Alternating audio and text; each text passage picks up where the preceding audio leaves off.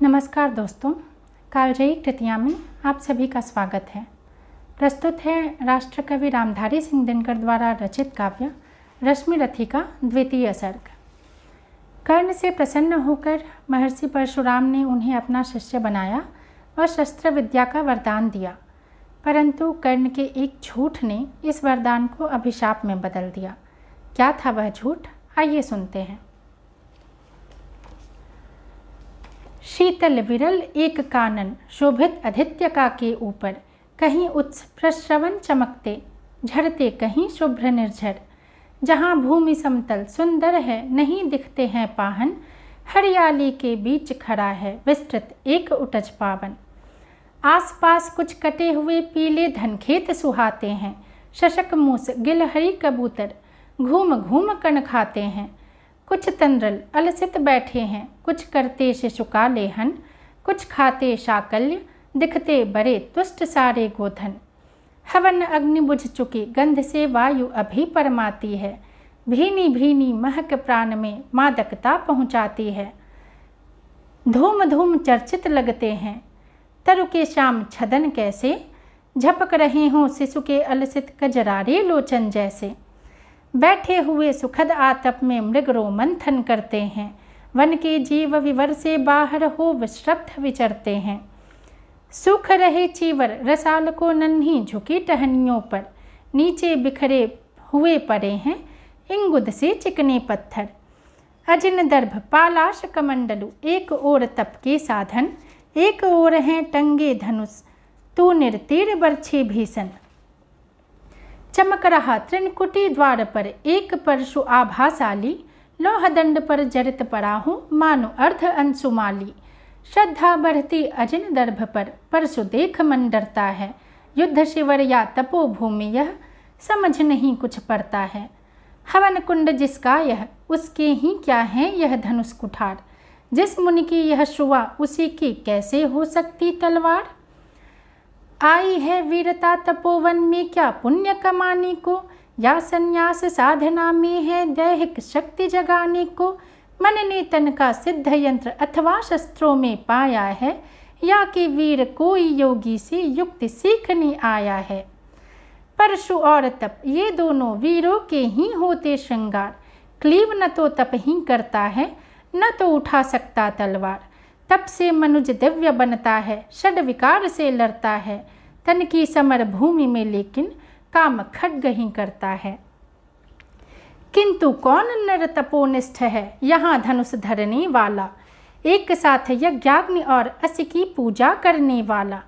कहता है इतिहास जगत में हुआ एक ही नर ऐसा, रण में कुटिल काल सम क्रोधी तप में महासूर्य जैसा। मुख में वेद पीठ पर तर्कस, कर में कठिन कुठार विमल। शाप और शर दोनों ही थे जिस महान ऋषि के संबल। यह कुटीर है उसी महामुनि परशुराम बलशाली का, भृगु के परम पुनीत वंशधर व्रती वीर प्रणपाली का। हाँ हाँ वही कर्ण की जांघों पर अपना मस्तक धरकर सोए हैं तरुवर के नीचे आश्रम से किंचित हटकर। पत्तों से छन छन कर मीठी धूप माघ की आती है, पड़ती मुनि की थकी देह पर और थकान मिटाती है। कर्ण मुग्ध हो भक्ति भाव में मग्न हुआ सा जाता है, कभी जटा पर हाथ फेरता पीठ कभी सहलाता है। चढ़ी नहीं चीटियाँ बदन पर पड़े नहीं तृणपात कहीं, कर्ण सजग है उचट जाए गुरुवर की कच्ची नींद नहीं। वृद्ध देह तप से कृषकाया उस पर आयोध्य संचालन, हाय पराश्रम भार देव पर असमय यह मेरे कारण। किंतु वृद्ध होने पर भी अंगों में है क्षमता कितनी, और रात दिन मुझ पर दिखलाते रहते ममता कितनी। कहते हैं ओ वत्स पुष्टिकर भोग न तू ये दिखाएगा, मेरे शिक्षण की कठोरता को कैसे सह पाएगा। अनुगामी यदि बना कहीं तू खान पान में भी मेरा, सूख जाएगा लहू बचेगा हड्डी भर ढांचा तेरा। जरा सोच कितनी कठोरता से मैं तुझे चलाता हूँ, और नहीं तो एक पाव दिन भर में रक्त जलाता हूँ। इसकी पूर्ति कहाँ से होगी बना अगर तू सन्यासी, इस प्रकार तो चबा जाएगी तुझे भूख सत्यानाशी। पत्थर सी हो मांसपेशियाँ, लोहे से भुजदंड अभय, नस नस में हो लहर आग की, तभी जवानी पाती जय। विप्र हुआ तो क्या रखेगा रोक अभी से खाने पर, कर लेना घनघोर तपस्या वय चतुर्थ के आने पर। ब्राह्मण का है धर्म त्याग, पर क्या बालक भी त्यागी हों, जन्म साथ सिलवच्छ वृत्त के ही क्या वे अनुरागी हों। क्या विचित्र रचना समाज की, गिरा ज्ञान ब्राह्मण घर में, मोती बरसा वैश्य वैश्म में, पड़ा खड्ग क्षत्रिय कर में। खड्ग बड़ा उद्धत होता है, उद्धत होते हैं राजे, इसीलिए तो सदा बजाते रहते वे रण के बाजे। और करे ज्ञानी ब्राह्मण क्या, असी विहीन मन डरता है, राजा देता मान भूप का वह भी आदर करता है। सुनता कौन यहाँ ब्राह्मण की, करते सब अपने मन की, डुबो रही शोणित में भूपों की लिप्सारण की। और रण भी किस लिए, नहीं जग से दुख दैन्य भगाने को, पर शोषक पथ भ्रांत मनुज को नहीं धर्म पर लाने को। रण केवल इसलिए कि राजे और सुखी हो मानी हो, और प्रजाएं मिले उन्हें वे और अधिक अभिमानी हो। रण केवल इसलिए कि वे कल्पित अभाव से छूट सकें, बढ़े राज्य की सीमा जिससे अधिक जनों को लूट सके। रण केवल इसलिए कि सत्ता बढ़े नहीं पत्ता डोले, भूपों के विपरीत न कोई कहीं कभी कुछ भी बोले। ज्यों ज्यों मिलती विजय अहं नरपति का बढ़ता जाता है, और जोर से वह समाज से सिर पर चढ़ता जाता है। अब तो है यह दशा कि जो कुछ है वह राजा का बल है, ब्राह्मण खरा समाने केवल लिए शंख गंगा जल है। कहाँ तेज ब्राह्मण में अविवेकी राजा को रोक सके, धरे कुपथ पर पाँव वह तत्क्षण उसको रोक सके। और कहे भी तो ब्राह्मण की बात कौन सुन पाता है, यहाँ रोज राजा ब्राह्मण को अपमानित करवाता है। चलती नहीं यहाँ पंडित की, चलती नहीं तपस्वी की, जय पुकारती प्रजा रात दिन, राजा जयी यशस्वी की। सिर था जो सारे समाज का वही अनादर पाता है, जो भी खिलता फूल भुजा के ऊपर चढ़ता जाता है। चारों ओर लोभ की ज्वाला, चारों ओर भोग की जय, पाप भार से दबी धंसी जा रही धरा पल पल निश्चय। जब तक भूपी भूप प्रजाओं के नेता कहलाएंगे, ज्ञान त्याग तप नहीं श्रेष्ठता का जब तक पद पाएंगे। अशन वसन से हीन दीनता में जीवन धरने वाले, सहकर भी अपमान मनुजता की चिंता करने वाले। कवि कोविद विज्ञान विशारद, कलाकार पंडित ज्ञानी, कनक नहीं कल्पना ज्ञान उज्जवल चरित्र के अभिमानी। इन विभूतियों को जब तक संसार नहीं पहचानेगा, राजाओं से अधिक पूज्य जब तक न इन्हें वह मानेगा, तब तक परी आग में धरती इसी तरह अकुलाएगी। चाहे जो भी करे दुखों से छूट नहीं वह पाएगी। थकी जीभ समझाकर गहरी लगी ठेस अभिलाषा को, भूप समझता नहीं और कुछ छोड़ खड्ग की भाषा को। रोक टोक से नहीं सुनेगा नृप समाज अविचारी है, ग्रीवाहर निष्ठुर कुठार का यह मदान्ध अधिकारी है। इसीलिए तो मैं कहता हूँ अरे ज्ञानियों खड्ग धरो, हर न सका जिसको कोई भी, भूखा तुम त्रास हरो। नित्य कहा करते हैं गुरुवर खड्ग महाभयकारी है, इसे उठाने का जग में हर एक नहीं अधिकारी है। वही उठा सकता है इसको जो कठोर हो कोमल भी, जिसमें हो धीरता वीरता और तपस्या का बल भी। वीर वही है जो कि शत्रु पर जब भी खड्ग उठाता है, मानवता के महागुणों की सत्ता भूल न जाता है।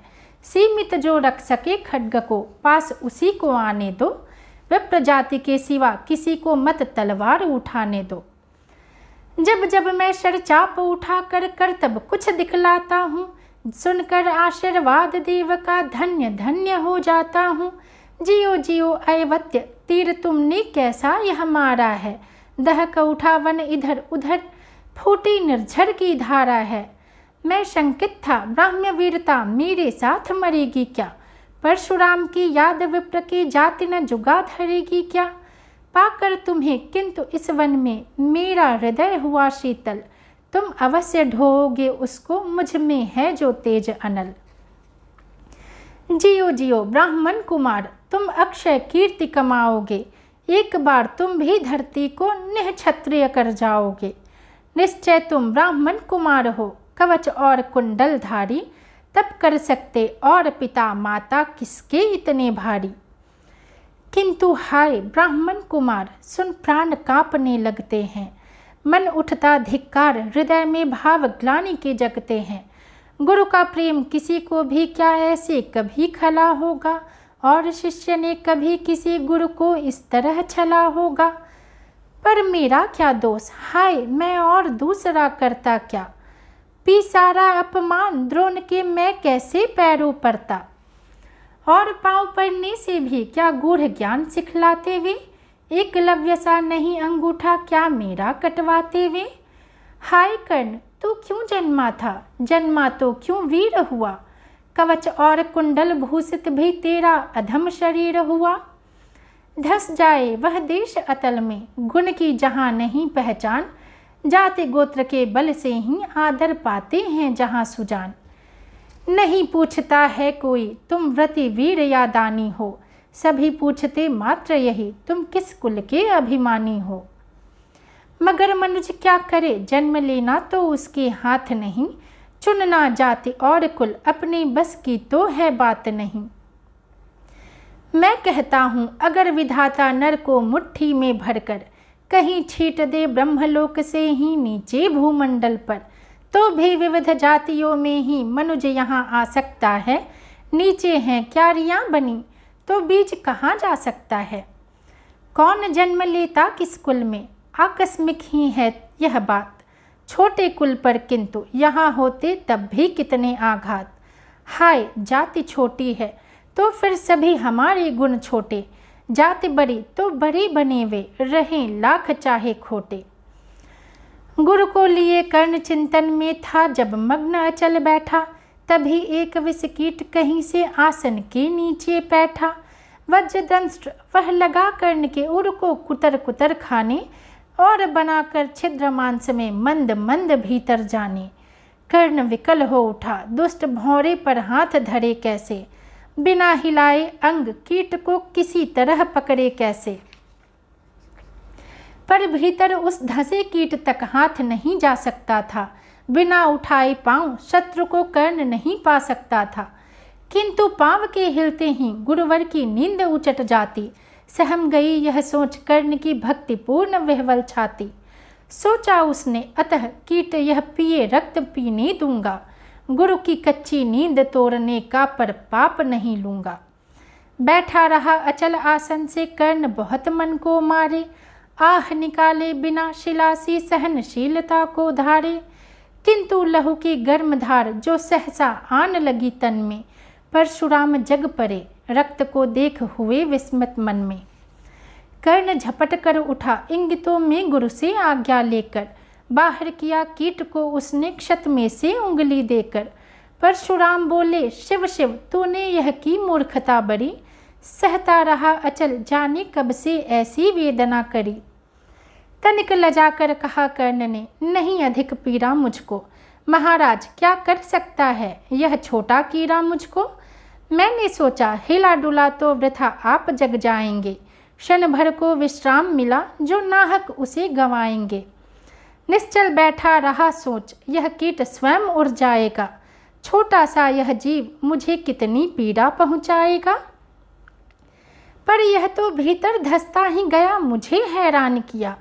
लज्जित हूँ इसलिए कि सब कुछ स्वयं आपने देख लिया। परशुराम गंभीर हो गए सोच न जाने क्या मन में। फिर सहसा क्रोधाग्नि भयानक भभक उठी उनके तन में।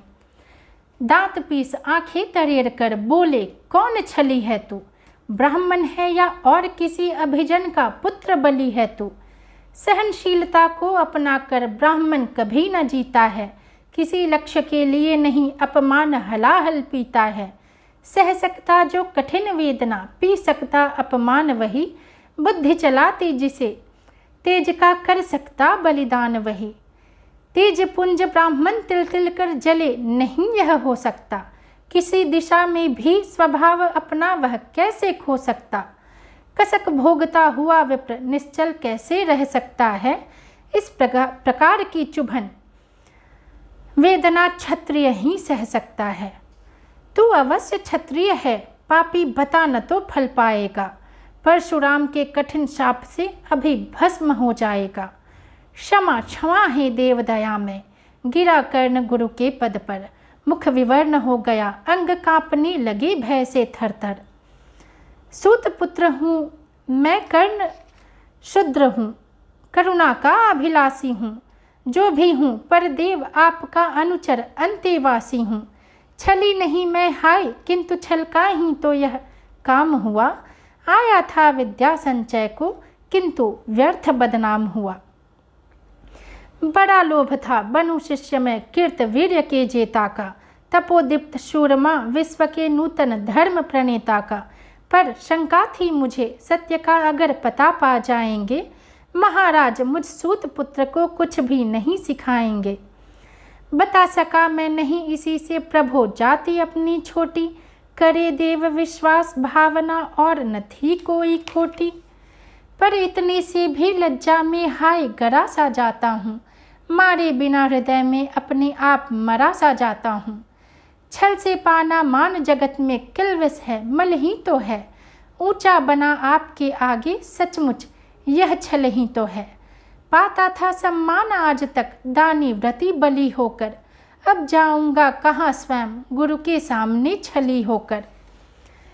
करे भस्म ही देव मुझे, सम्मुख है मस्तक नत मेरा। एक कसक रह गई नहीं पूरा जीवन का व्रत मेरा। गुरु की कृपा शाप से जलकर अभी भस्म हो जाऊंगा। पर मदांध अर्जुन का मस्तक देव कहाँ मैं पाऊंगा। यह तृष्णा यह विजय कामना मुझे छोड़ क्या पाएगी। प्रभु अतृप्त वासना मरे पर भी मुझको भरमाएगी। दुर्योधन की हार देवता कैसे सहन करूंगा मैं। अभय देख अर्जुन को मरकर भी तो रोज मरूंगा मैं। परशुराम का शिष्य कर्ण पर जीवन दान न मांगेगा। बड़ी शांति के साथ चरण को पकड़ प्राण निज त्यागेगा। प्रस्तुत हूँ दे साप, किंतु अंतिम सुख तो यह पाने दे। इन्हीं पाद पद्मों के ऊपर मुझे प्राण गंवाने दे। लिपट गया गुरु के चरणों से विकल कर्ण इतना कहकर। दो कणिकाएं गिरी अश्रु की गुरु की आंखों से बहकर। बोले हाय कर्ण, तू ही प्रतिभट अर्जुन का नामी है। निश्चल सखा धृतराष्ट्रों का विश्व विजय का कामी है। अब समझा किस लिए रात दिन तू वैसा श्रम करता था। मेरे शब्द शब्द को मन में क्यों सी पीसा धरता था। देखे अगणित शिष्य द्रोण को भी कर्तव्य कुछ सिखलाया।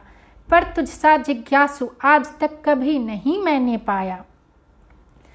तूने जीत लिया था मुझको निज पवित्रता के बल से। क्या था पता लूटने आया है कोई मुझको छल से। किसी और पर नहीं किया वैसा स्नेह मैं करता था। सोने पर भी धनुर्वेद का ज्ञान कान में भरता था। नहीं किया कार्पण्य दिया जो कुछ था मेरे पास रतन। तुझ में निज को सौंप शांत हो अभी अभी प्रमुदित था मन। पापी बोल अभी भी मुख से तू न सूत रथ चालक है। परशुराम का शिष्य विक्रमे विप्र वंश का बालक है। सूत वंश में मिला सूर्य सा कैसे तेज प्रबल तुझको। किसने ला कर दिए कहाँ से कवच और कुंडल तुझको। सूत सा रखा जिसे उसको कैसे कठोर हो मारूं मैं। जलते हुए क्रोध की ज्वाला लेकिन कहाँ उतारूं मैं। पद पर बोला कर्ण दिया था जिसको आँखों का पानी। करना होगा ग्रहण उसी को अनल आज है गुरु ज्ञानी। बरसाइए अनल आँखों से सिर पर उसे संभालूंगा। दंड भोग कर जल मुनि सत्तम छल का पाप छुड़ा लूंगा। परशुराम ने कहा कर्ण तू भेद नहीं मुझको ऐसे। तुझे पता क्या सता रहा है मुझको असमंजस कैसे। पर तूने छल किया दंड उसका अवश्य ही पाएगा। परशुराम का क्रोध भयानक निष्फल कभी न जाएगा। मान लिया था पुत्र इसी से प्राण दान तो देता हूँ। पर अपनी विद्या का अंतिम चरम तेज हर लेता हूँ। सिखलाया ब्रह्मास्त्र तुझे, जो काम नहीं वह आएगा। है मैं यह मेरा शाप, समय पर उसे भूल तू जाएगा। कर्ण विकल खड़ा हुआ कह, हाय किया यह क्या गुरुवर। दिया शाप अत्यंत निदारुण, लिया नहीं जीवन क्यों हर। वर्षों की साधना साथ ही प्राण नहीं क्यों लेते हैं। अब किस सुख के लिए मुझे धरती पर जीने देते हैं। परशुराम ने कहा, कर्ण यह शाप अटल है, सहन करो। जो कुछ मैंने कहा उसे सिर पर लेदा सादर वहन करो। इस महेंद्रगिरि पर तुमने कुछ थोड़ा नहीं कमाया है। मेरा संचित निखिल ज्ञान तूने मुझसे ही पाया है। रहा नहीं ब्रह्मास्त्र एक, इससे क्या आता जाता है। एक शस्त्र बल से न वीर, कोई सब दिन कहलाता है। नई कला नूतन रचनाएं, नई सूझ नूतन साधन, नए भाव नूतन उमंग से वीर बने रहते नूतन। तुम तो स्वयं दीप्त पौरुष हो, कवच और कुंडलधारी। इनके रहते तुम्हें जीत पाएगा कौन सुभट भारी। अच्छा लोवर भी कि विश्व में तुम महान कहलाओगे। भारत का इतिहास कीर्ति से और धवल कर जाओगे। अब जाओ लो विदा वत्स, कुछ कड़ा करो अपने मन को। रहने देते नहीं यहाँ हम पर अभिशप्त किसी जन को। हाय छीनना पड़ा मुझे को, दिया हुआ अपना ही धन। सोच सोच यह बहुत विकल, हो रहा नहीं जाने क्यों मन। व्रत का पर निर्वाह कभी ऐसे भी करना होता है। इस कर से जो दिया उसे उस कर से हरना होता है। अब जाओ तुम कर्ण, कृपा करके मुझको निसंग करो। देखो मत यूं सजल दृष्टि से, व्रत मेरा मत भंग करो। आह बुद्धि कहती कि ठीक था जो कुछ किया, परंतु हृदय मुझसे कर विद्रोह तुम्हारी मना रहा जाने क्यों जय। अनायास गुणशील तुम्हारे मन में उगते आते हैं। भीतर किसी अश्रु गंगा में मुझको बोर नहलाते हैं। जाओ जाओ कर्ण, मुझे बिल्कुल असंग हो जाने दो। बैठ किसी एकांत कुंज में मन को स्वस्थ बनाने दो। भय है तुम्हें निराश देख, छाती कहीं न फट जाए। फिरा न लूँ अभिशाप, पिघल कर वाणी कहीं न उलट जाए। इस प्रकार कह परशुराम ने फिरा लिया आनन अपना। जहाँ मिला था वहीं कर्ण का बिखर गया प्यारा सपना।